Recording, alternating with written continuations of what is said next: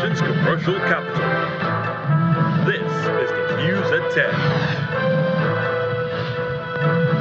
Live from Channels Television. Reporting tonight, Ayotunde Balogun.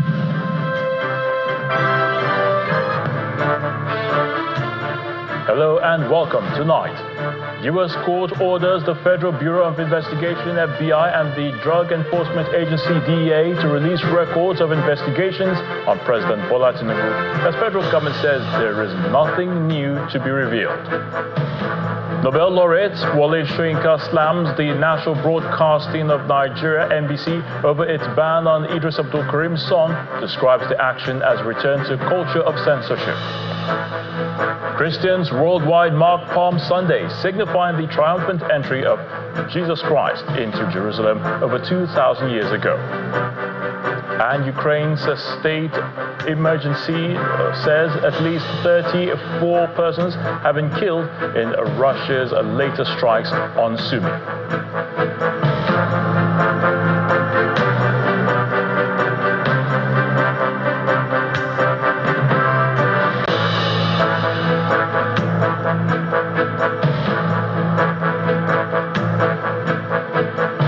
In the United States District of Columbia has directed the Federal Bureau of Investigation, the FBI, and the Drug Enforcement Administration, the DEA, to release records of their investigations of President Bola Tinubu's involvement in alleged drug trafficking. In an April the 8th, 2025 judgment, the district judge, Beryl Howell, ordered that the FBI and DEA must search for and process non-exempt records responsive to the Freedom of Information Act requests directed to these agencies. The judge ruled that the evasive GLOMAR responses previously issued in response to the FOIA requests on the matter must be lifted. GLOMAR responses are given by government agencies to neither confirm nor deny the existence of a particular information requested. Back in 2022 and 2023, an American and founder of Plainsight, Aaron Greenspan, had sought investigative records about President Bola Tinubu, Lee Andrew Edwards, Muiz Adegboyega Akonde, and Abiodun Agbele, who were allegedly associated with a drug ring.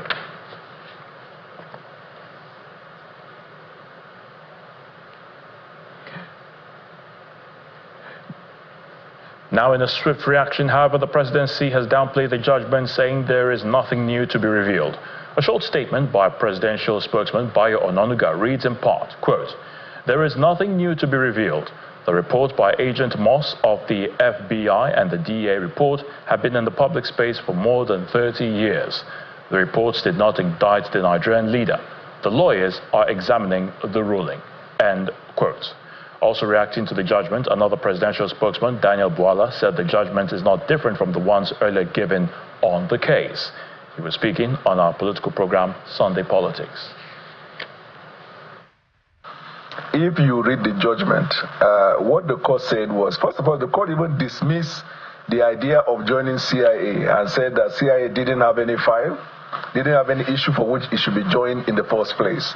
With respect to the FBI and DEA, the court said that in case, because already documents have been released for long, it says in case you think from the exempt there are documents that are yet to be released, come on the 2nd of May and talk to us so we can determine whether or not they are valid application before the court.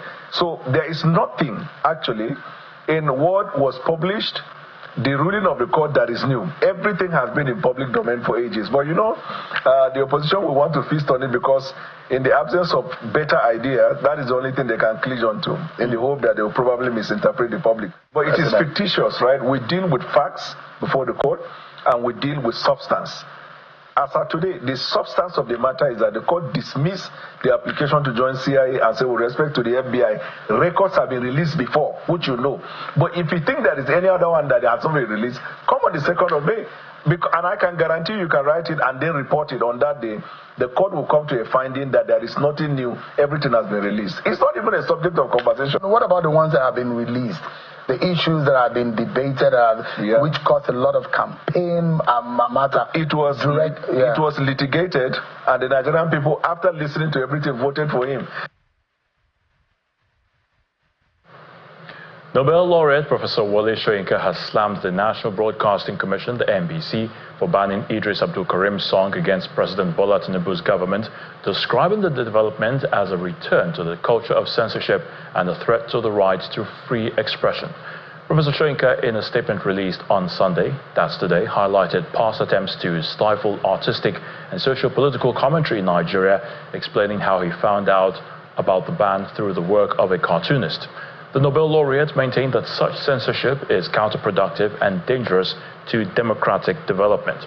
He says, quote, "We have been through this before, over and over again, ad nauseum. We know where it all ends. It is boring, time-wasting, diversionary, but most essential of all, subversive of all seizures of the fundamental right of free expression," end quote.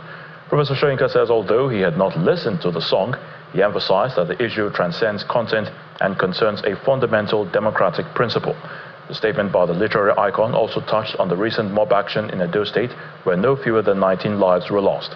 He recalled how a young student, Deborah Samuel, was also killed in a similar fashion in Sokoto 2022, regretting that her identified killers were freed without any consequence. It's another Palm Sunday, and Christians in Nigeria today joined their counterparts around the world to commemorate the triumphant entry of Jesus Christ into Jerusalem. Here in Lagos, Christians commemorated Palm Sunday with street processions and special church services characterized by singing and dancing. Clerics from various congregations urged their congregants to consistently practice humility.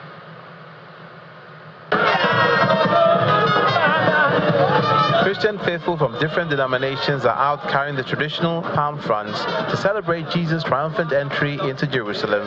And just like the people of old, they sing and dance.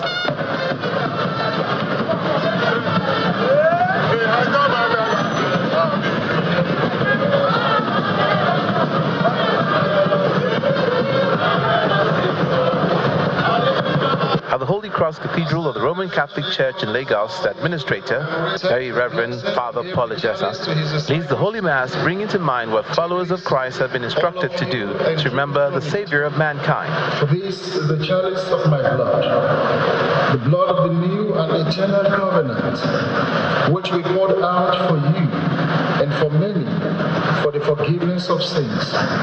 Do this in memory of me.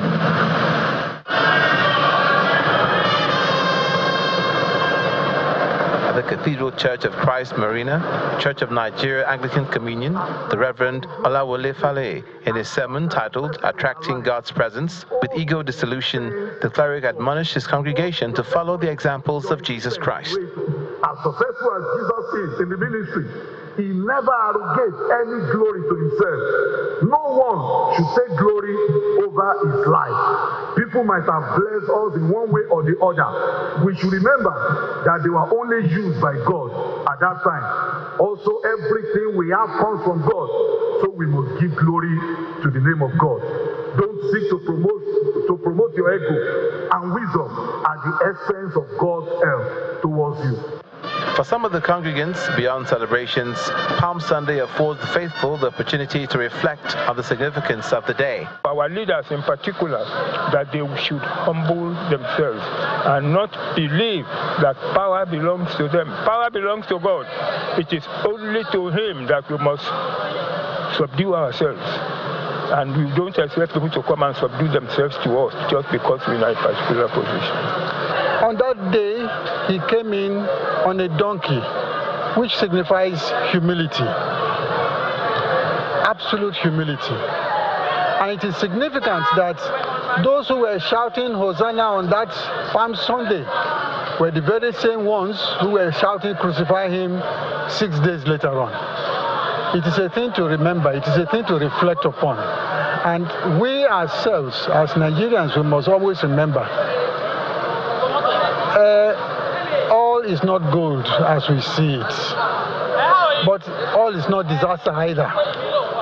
Hallelujah! As Christian faithful mark this year's Palm Sunday, it's hoped that followers of Jesus Christ imbibe his sacrificial disposition and contribute to the advancement of the country. Meanwhile, the vicar of St. James Anglican Church, Asokoro, Abuja, Venerable Ben Idume, is calling on leaders to shun corrupt practices and embrace the virtues of Christ. He was speaking in Abuja while commemorating the Palm Sunday. Other Christians in the Federal Capital Territory joined their counterparts across the world to mark the day, which is regarded as the triumphant entry of Jesus Christ into Jerusalem a week before his death and resurrection. Our correspondent, Kumbi Abuluwade, reports. Here at Our Lady Queen of Nigeria Pearl Cathedral, Area 3, Garki, Abuja, the Mass began with a solemn worship outside the chapel, with members holding palm leaves, signaling the commemoration of Palm Sunday.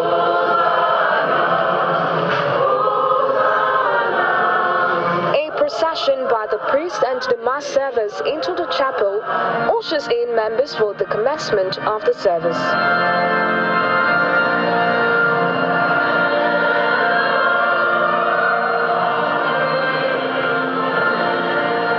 Sunday is a day marked by Christians across the world to celebrate the triumphant entry of Jesus Christ into Jerusalem when he rode on a donkey a week before his death and resurrection.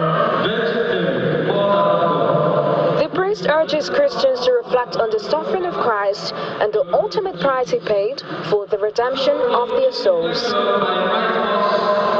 To consider how the sufferings of Jesus bring consolation to us in our struggles. The letter to the Hebrews, chapter 14, verse 15 reminds us, for we do not have a high priest who is able to sympathize with our weakness, but one who in every way has been tested as we are, yet without sin. At the St. James Anglican Church at Asokoro, Abuja, Christians are asked to emulate the virtues of Christ as he is the pillar of the Christian faith. Jesus is a perfect example. We must be like him. We must live a life of selflessness, discipline, humility, and obedience. A life of love, a life of service, a life of sacrifice. The need for political leaders to shun corrupt practices and join forces to make the nation great is the focus of the message by the vicar of St. James Anglican Church. We don't have any reason to cry in Nigeria because God has so blessed us, endowed us with good things of life. There are countries who don't have as much resources as we have, and they are doing great. And so we can harness. If people stop grabbing, if people stop stealing, if people stop amassing wealth for themselves and for their families, and release all that God has blessed us with, let them be equitably distributed, Nigeria will be a better place. And so our leaders should come down and make up their mind to build Nigeria to be a better place, and our country will be a great one. The observance of Palm Sunday is not just done in Catholic or Anglican churches, but spreads across other Christian denominations. The day symbolizes the beginning of Holy Week, which is the most sacred in the Christian liturgical calendar. Kumbi Abuluwade, Channels Television News. In part 2 after the break, Tantida Security Services constructs and hands over a new police station to Uborikoko community in Delta State as part of efforts to improve security in the area. Please stay with us.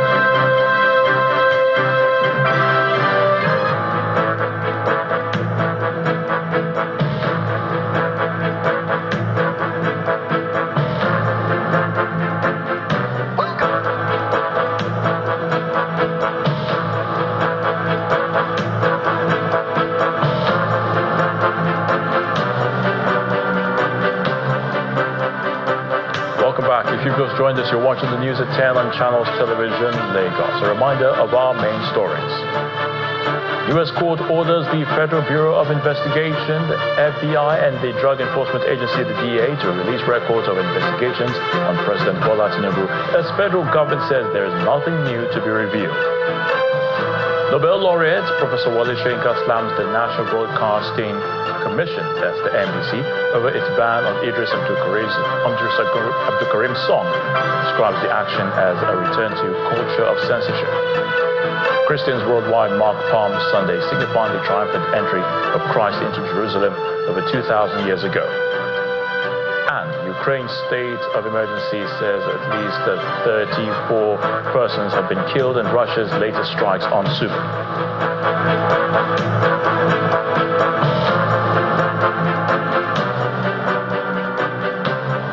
Internally displaced persons in Boko's local government area of Plateau State have indicated their willingness to return home and safeguard their homeland. Now, the IDPs who are taking shelter across 5 camps within the local government are also appealing for the deployment of security operatives to their communities and government's intervention in rebuilding destroyed houses, as well as providing social amenities in the area.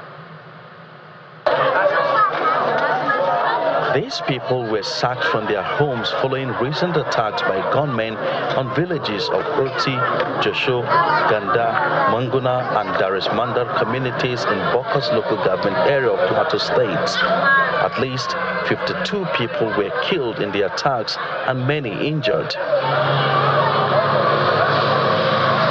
St. Thomas Catholic Church in Burkos, one of the camps for displaced persons, is currently accommodating 2,242 people, with women and children as major victims. The church and the local government council have been responsible for the upkeep of the displaced persons. Most of them are traumatized because some lost their children, their husbands, their relations. Some of the children got born in the house because of this incident. But here we are trying our best because the parish priest and Father Dewan will always make sure they are comfortable. But notwithstanding, we have some challenges, and one of which is lack of water. Living condition in the camp has been challenging, with victims sleeping on the floor and some on the church pews, while pregnant women and children are given special attention. The victims want government to explore every means that will facilitate their return to their ancestral homes. We want to go back to home because it's rain season. It's raining season now. We want to go and farm. We need more securities. We are begging for the government to help us with our houses, to help us building our houses so that we can go back. This is the rainy season. We have to farm. However, Governor Caleb Mufwang is in the camp to assess the situation. He assures of efforts to get the affected persons back to their homes. By the grace of God, we will do all we can to ensure that these people return to their villages. Not only will they return, we'll make adequate arrangements this year by God's grace that they will return to cultivate their farms. We're going to work to make sure that this kind of senseless killing, murder, genocide does not occur again. The governor's words reignite hope in the heart of the internally displaced people as they look forward to resume farming activities on their ancestral land now that the rainy season has commenced. Security is the backbone of Nigeria's domestic economy, influencing the supply and cost of food, cost of shelter, cost of doing business, and perhaps most importantly, the perception of governance. In recent times, there have been concerns over the frequency of attacks, especially across northern Nigeria. So, what is the future of peace across Nigeria, and what is responsible for the insecurity surge?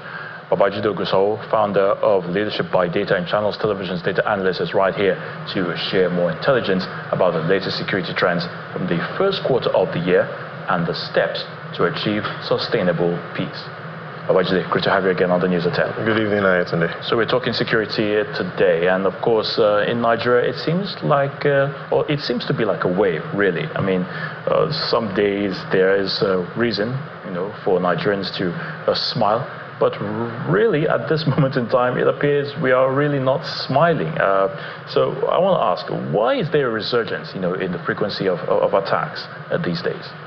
There are several reasons why we've seen a resurgence, but overall, it is because the demand for justice is greater than the supply of justice.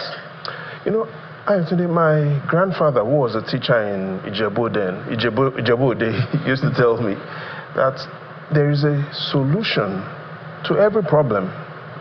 And then he further went to say that if you can't find the solution, find the data. And so one of the challenges we find ourselves is that we're staying too close to the problem. What I mean, Ayotunde, is that if I take what is in front of you and I bring it too close to me, I wouldn't be able to see what's in front of me. So sometimes to be able to really see what's in front of me, you have to step back away from the problem to clearly understand the macro dimension of the problem. Again, if you can't find the solution, find the data. Let's take a look at the data that perhaps points us to a bit of what exactly is going on. How do we manage conflicts across Nigeria? One of the issues and one of the things we need to understand is that population has exponentially grown and that land area remains the same. So 2006 population, adult population, 70 million adults in Nigeria in 2006. 2 decades after, we're looking at an estimate of over 115 million adults within this 2-decade period. In the North Central, we've seen adult population grow by 6.5 million. In the Southwest, we've seen adult population within this period grow by as much as 9 million. In the Northwest, we've seen adult population grow in excess of 11 million. All of this is happening when the supply of land remains fixed. In simple terms, there's a higher demand for land resources for everything, for either mineral resources or for farming or for herding. And this effect is multiplied by desertification, movement from the northern region to the southern region. That creates a challenge. Now, if you add another view on this, and let's take a look at what has been going on while adult population has been growing exponentially. We've seen a lot of children remain out of school. So remember, adult population has been growing exponentially. Children are not staying in school. And in 1 minute, I'll explain the line graph that is in front of us. Take a look at the green line. The green line talks about the number of school children that are of school age in the United States. You see that has been pretty much consistent since 1960. School-age children between the ages of 5 to 18, that has been consistent. In 1960, we see that, yes, the number of school-age children in Nigeria was still a bit ahead of France and United Kingdom, but see what has happened exponentially, especially since we started the 21st century. Nigeria is the line in the red line. We've seen an exponential growth in the number of children that should be in school. So currently, Nigeria has more children that should be in school than the United States, which is a significantly developed economy, the United Kingdom, and even France. So 2 major reasons: land resource is finite, adult population has extremely grown, children that should be in school are staying out of school, and more children are still staying out of school. So those 2 reasons have led to a lot of the issues that we find ourselves in. Interesting. Now, Babaji, I want to ask, most of the current, security concerns or insecurity concerns seem to be concentrated mostly in the North Central region. Now, is there any evidence, of this and of what is causing this, and how can this be reversed, really? So I've been doing some extensive research on trying to identify what exactly is going on. Again, remember what my grandfather told me: there's a solution to every problem. If you can't find the solution, find the data. And I've been able to find the data. Let's take a look at some of the information we have about the labor situation in the North Central Zone, especially through the chart of the week, because it allows us to be able to identify some of the problems. Now, the recent statistics we have for Benue in the North Central shows that number of persons that say they have a job in Benue State, 2.8 million.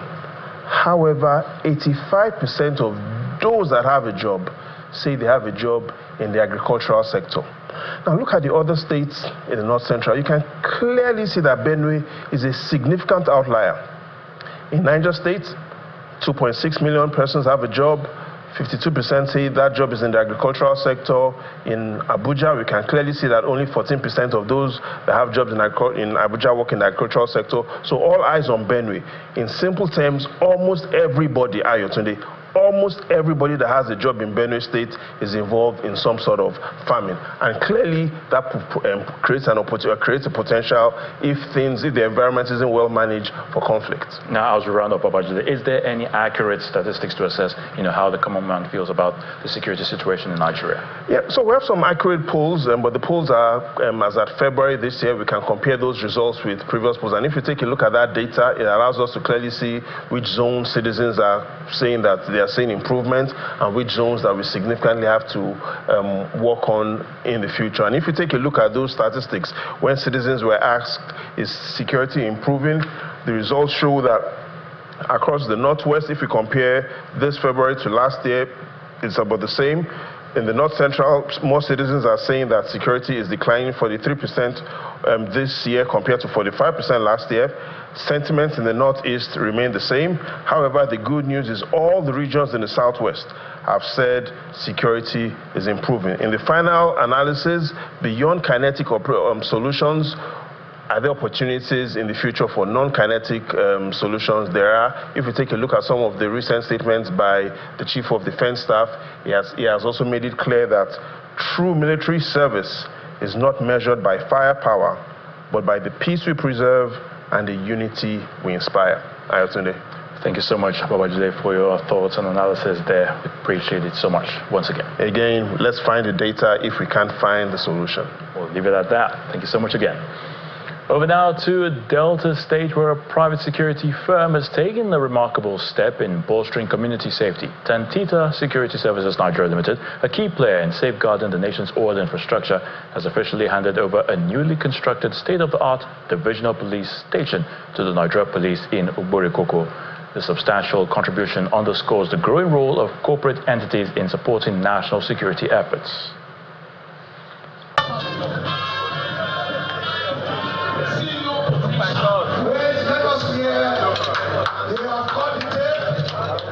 The commissioning of the rebuilt Uborikoko Divisional Police Headquarters in Delta State was a big event, attended by representative of the Inspector General of Police, Assistant Inspector General Salman Dogo Garba, other senior police officers, traditional rulers, and key community stakeholders. This is the charge room of the police station, and this is the entrance with which everybody comes to the station. The state-of-the-art facility is equipped with comprehensive CCTV surveillance, modern interrogation suites, reliable power supply in the form of solar and power generating systems, and a fleet of operational Hilux vehicles, all provided by Tantita Security Systems Nigeria Limited. The divisional police officer for Uborikoko, CSP Temi Zokomo, after welcoming guests, thanked Tantita Security with a pledge to utilizing the facility for the community's benefit. Tantita Security Services Nigeria Limited built and furnished the Century Building, called the Gatehouse, that you are seeing behind you. You can see that it's a project on its own that is worthy of commissioning on its own, and the entities behind me.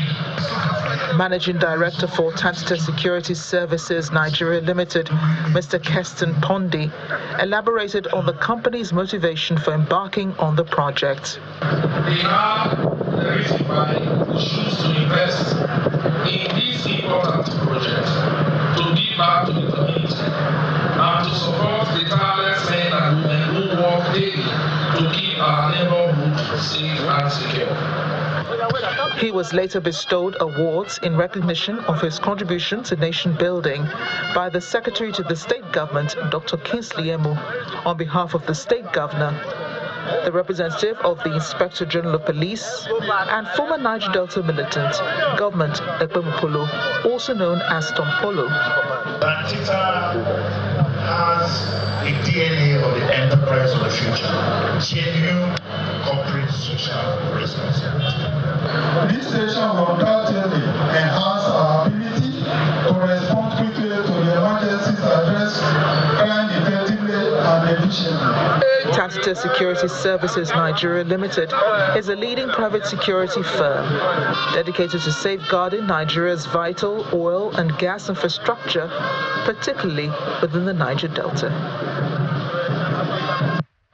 The Baramatu Youth Council has called for the immediate arrest and prosecution of PDP chieftain Michael Didan for allegedly inciting ethnic tension between the Ijaw people of Baramatu and the Shekiri community.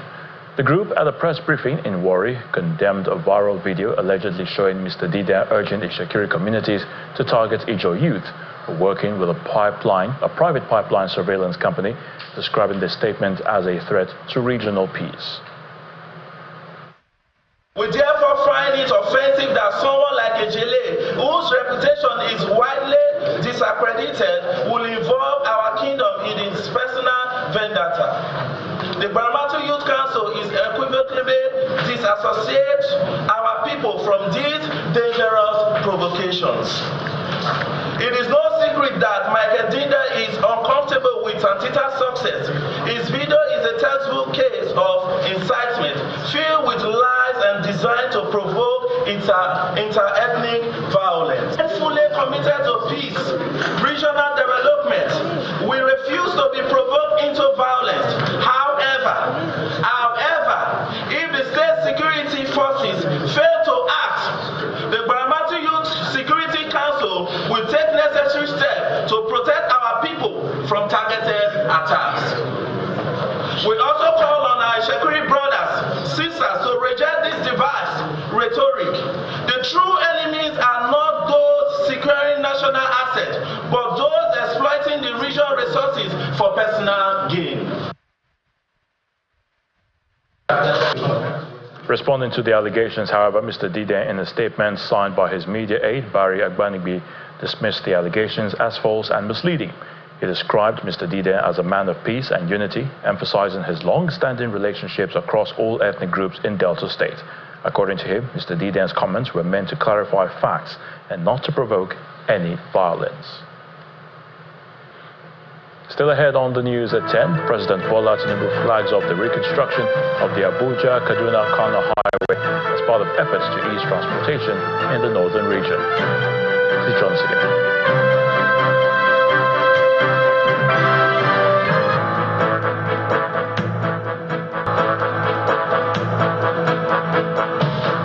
Welcome back. President Bola Tinubu has officially flagged off the reconstruction of the Abuja-Kaduna-Kano highway as part of efforts to ease transportation and link the northern region to the Federal Capital Territory and the southern part of the country.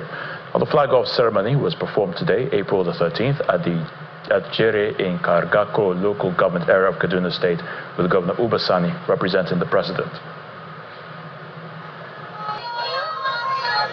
The Abuja-Kaduna-Kano Road construction project was originally awarded in December 2017, with an anticipated completion date of May 2021.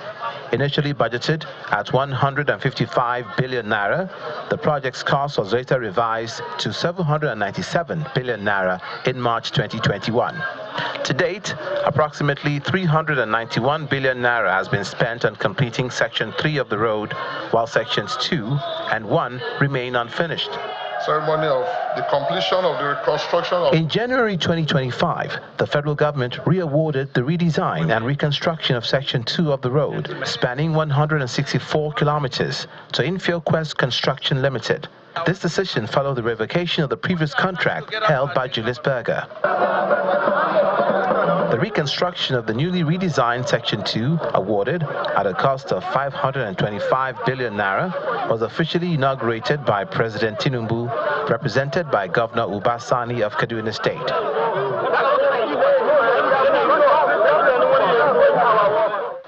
The reconstruction of this road will undoubtedly bring much needed relief and development to our communities. When completed, the road will serve as a catalyst for economic growth, creating job opportunities, and significantly enhancing the social, economic, cultural, and political landscape of our communities. Among those present were the Minister of Works, Dave Umahi, who provided an overview of the project and its expected completion timeline. while representatives from the host communities applaud President Tinubu for his commitment to completing the project. Our President Tinubu, is leading Nigeria with courage and breaking new ground. Northern Nigeria will be eternally grateful to him for taking decisive steps in sorting out this important road. He is an action president in whom we are well pleased. We are rewriting the history of Ministry of Works, and we are bringing a lot of innovations that will put our nation infrastructure in the road sector to a point of no return. It will be reversible in the sense of the policies we are bringing to Ministry of Works. The Abuja-Kaduna Highway serves as a vital corridor for travelers moving between the northern region and the Federal Capital Territory, as well as the southern part of the country, making it one of the busiest roads in Nigeria. The federal government's initiative to complete the road reconstruction aims to reduce travel time and minimize road accidents. Very ably represented. Imo State Governor Hope Uzodimma, fresh off receiving Vanguard newspaper's Infrastructure Governor of the Year award, has been outlining his administration's development strides. Speaking to journalists in Lagos, the governor highlights the extensive infrastructure projects in the state, while he also shares his perspective on national issues, including the situation in Rivers State.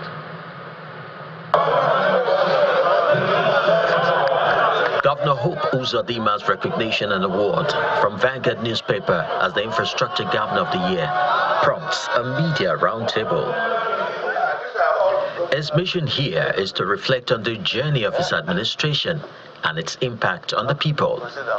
He notes improvement in internal revenue generation, enhanced salary structure, and better health schemes alongside significant infrastructure upgrades.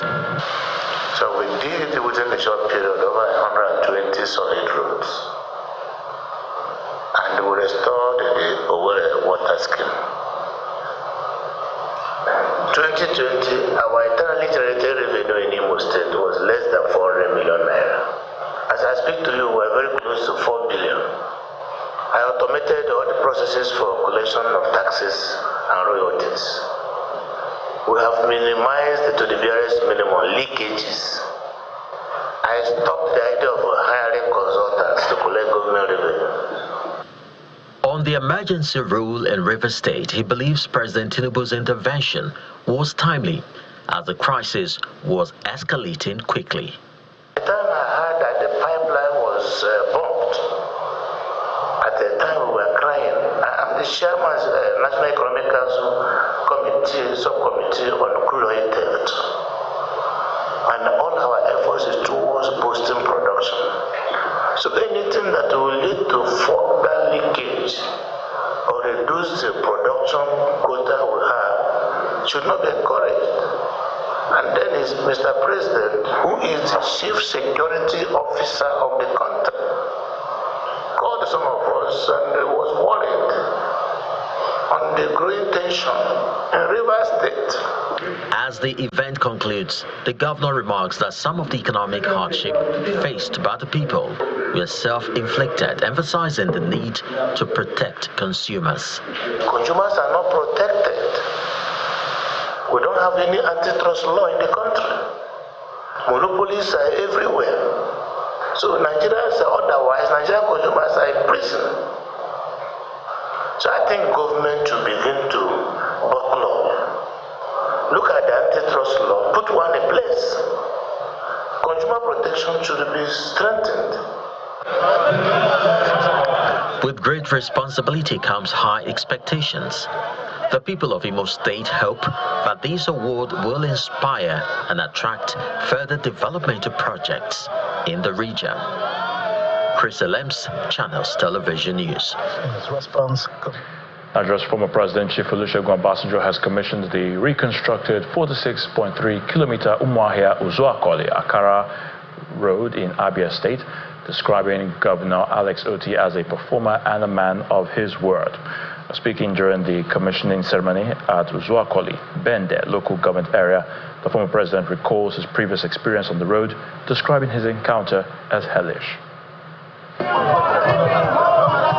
The The governor of Abia State, Dr. Alex Oti, alongside ex-president Olusegun Obasanjo, arrived at the Unity Church premises, Uzoakoli, in Bende local government area in Abia State to commission the reconstructed 46.36-kilometer Umuahia, Uzoakoli, Akara, Isuowutu, Abriba Road with drainages in flood-prone areas.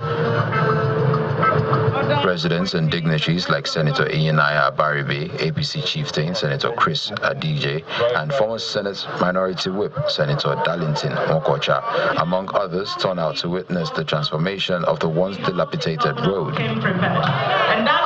The 46.36-kilometer road, which connects Umuahia North, Bende, and Isiogutu local government areas to Old Soldier Junction, Ebem Ohafia local government, used to be a source of worry for commuters plying the ever-busy road. But succor has come to the people with the rehabilitation by the Abia State government. Former President Chief Olusegun Obasanjo, who's the guest of honor, commends Governor Alex Oti for positively impacting lives through infrastructure. And when I was told that the road you have done will get me from Umuahia to Abriba in 4 minutes, I said, this man called Alex Oti is a miracle worker.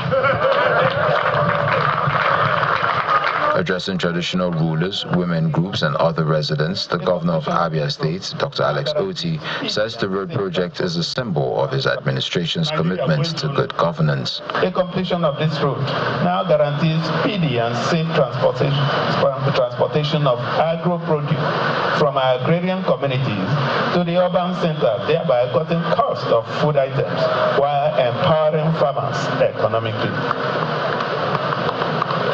This road will ultimately unleash the wholesale economic potential of this part of the state by making farming attractive to a new generation of young people.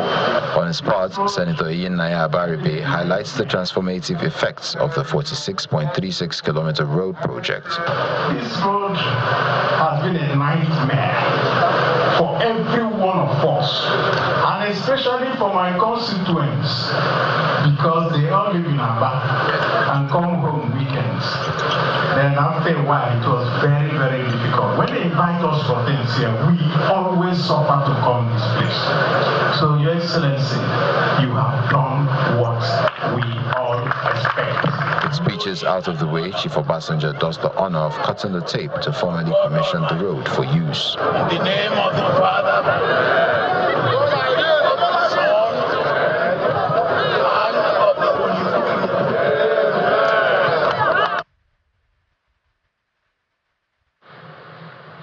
And now to the arts.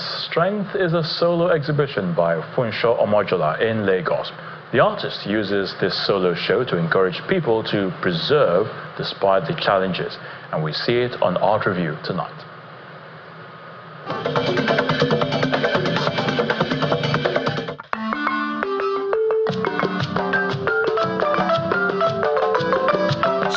Is the theme for this solo exhibition by multi-talented artist Funsho Omojola at the Lagos Country Club. Without strength, there is no way you can move forward. You just have to, by all means, just like what Martin Luther said, if you cannot fly, you run. If you can't run, you walk. If you cannot walk, you just have to keep moving forward. So without strength, no way. And that is why I'm here and I'm still waxing from with my strength to prove my 7th solo exhibition.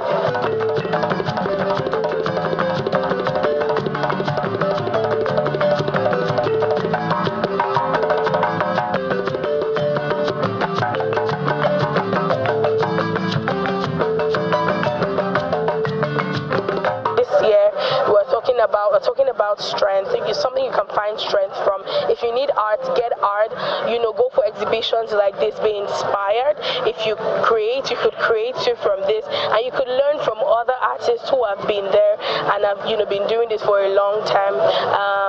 And I trust that you will have a great time at exhibitions like this. The Martin Luther King quote appears apt for this solo, as the artist encourages everyone not to remain static by displaying works of art that motivates them. Art, one thing is that everything about art in Nigeria tells the story of and the character of Nigerian citizen.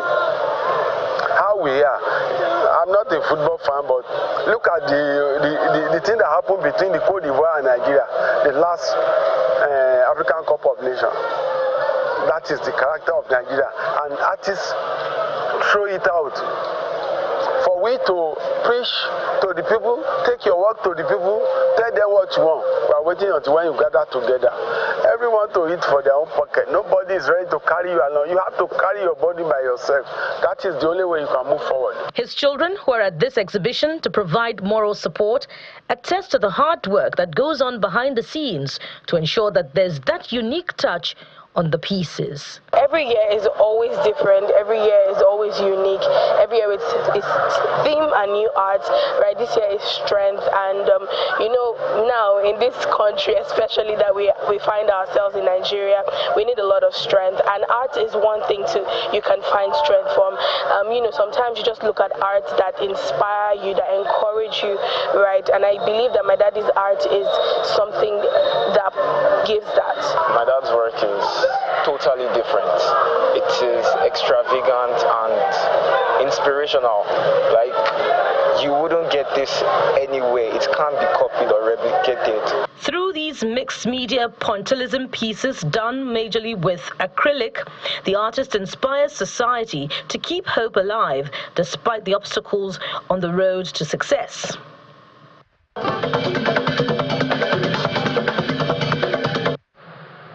Anambra State Governor Chukwuma Soludo has assured the people of the state that Anambra is in good hands with him as governor of the state. Governor Soludo stated this in Lagos at a town hall meeting with indigents of the state, where he reeled out the successes of his administration across board. The strategic meeting is part of activities marking the third-year anniversary of his administration.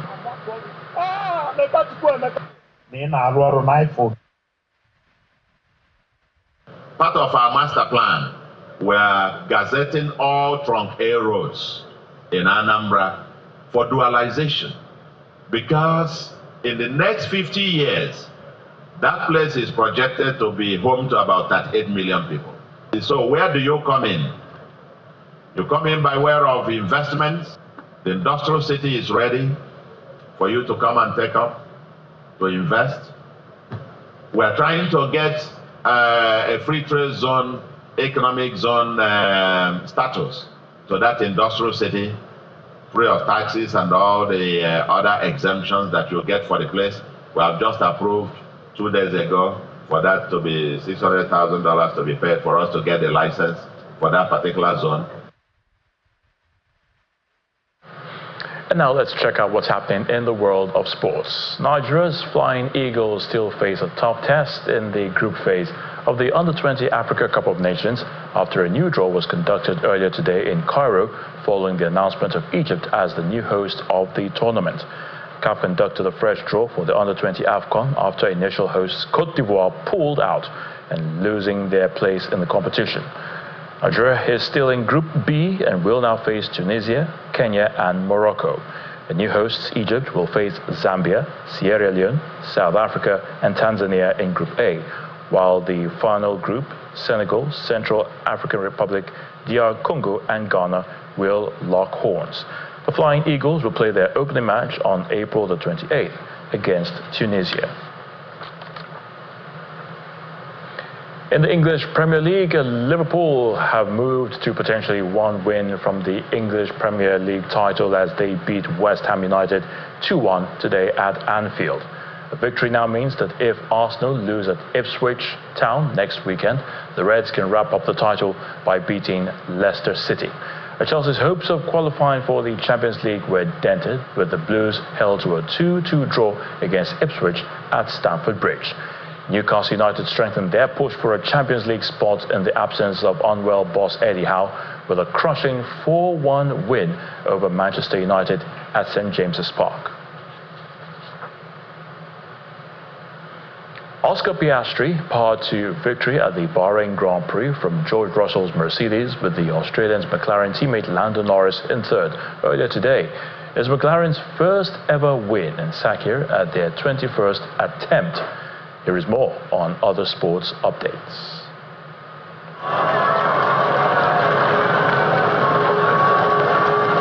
Ethiopian runner Bidatu Hipa wins a thrilling women's Paris Marathon, coming on strong on the final meters of the race to overtake compatriot Dera Dida to win by just 4 seconds in 2 hours 20 minutes 45 seconds.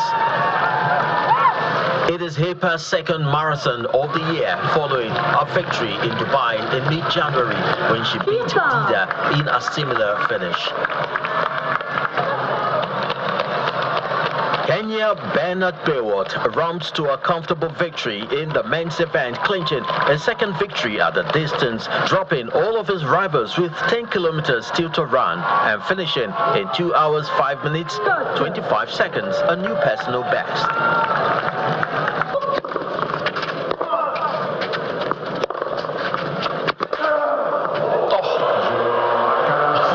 Carlos Alcaraz wins his first Monte Carlo Masters title with a 3-6, 6-1, 6-love victory over the Italian Lorenzo Musetti earlier today. A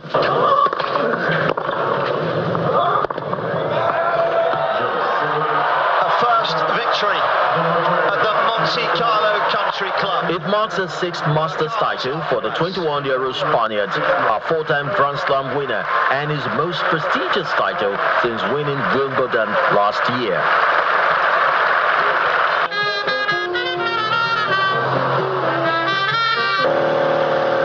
And Scottish brothers Ewan, Jamie and Lachlan McLean set off in a carbon fiber dinghy from Lima, Peru, aiming to reach Sydney in Australia in about 4 months. We're going to be rowing non-stop and unsupported, so it'll just be us. Yeah, I mean, this project is all to raise money for clean water projects in Madagascar. So we're trying to raise £1 million through a charity we've set up called the McLean Foundation. And it means that you're probably getting between 5 and 6 hours of sleep per 24 hours, and you're rowing probably for about 12 to 14 hours a day. So it's absolutely relentless. The three brothers have embarked on the mammoth journey from Peru, hoping to set a record time for rowing across the Pacific Ocean.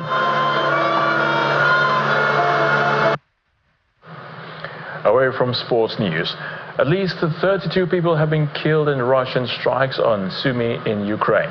Dozens more of people have been injured.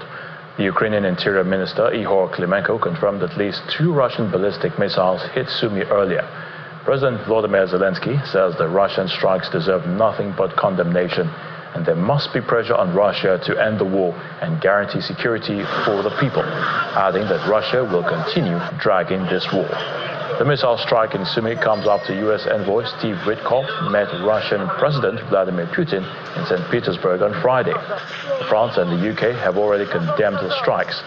French President Emmanuel Macron said they show Russia's blatant disregard for human lives, international law, and the diplomatic efforts of President Donald Trump.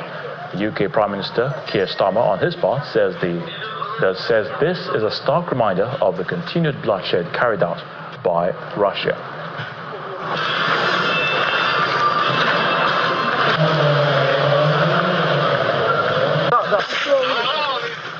An Israeli airstrike has destroyed part of Al Ahli Arab Hospital, the last fully functional hospital in Gaza City.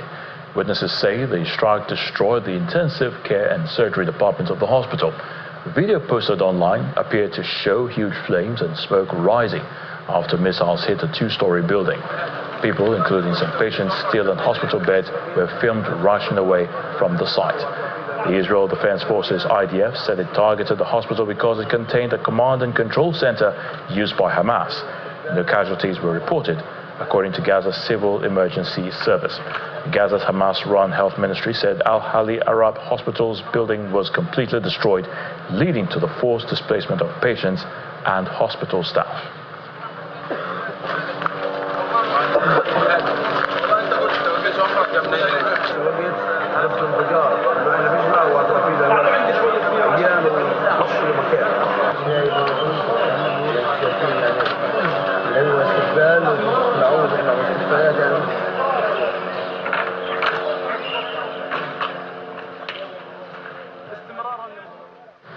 Chinese officials are calling on U.S. President Donald Trump to completely cancel his so-called reciprocal tariffs as a trade war between the world's two biggest economies grinds on.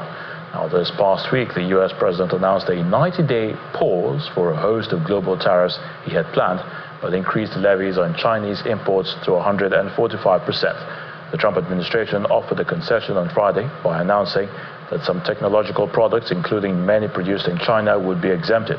The Chinese Commerce Ministry called the exemptions a small step by the U.S. and said that Beijing was evaluating the impact of the move. Trump's technology exemptions, which include smartphones, computers, and semiconductors, offered hope for tech giants and consumers who worried that the price of gadgets will skyrocket as a result of the tariffs.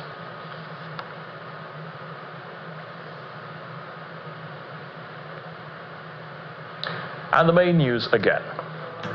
A court in the United States has ordered the Federal Bureau of Investigation, the FBI, and the Drug Enforcement Agency, DEA, to release records of investigations on President Bola Tinubu, but the federal government in its response says there is nothing new to be revealed. Also today, Nobel laureate Professor Wole Soyinka slammed the National Broadcasting Commission, the NBC, over its ban on Idris Abdul Karim's song, describing the action as a return to culture of censorship. Christians worldwide today marked Palm Sunday, which signifies the triumphant entry of Christ into Jerusalem over 2,000 years ago. And Ukraine's state emergency has said that at least 34 persons have been killed in Russia's latest strikes on Sumy.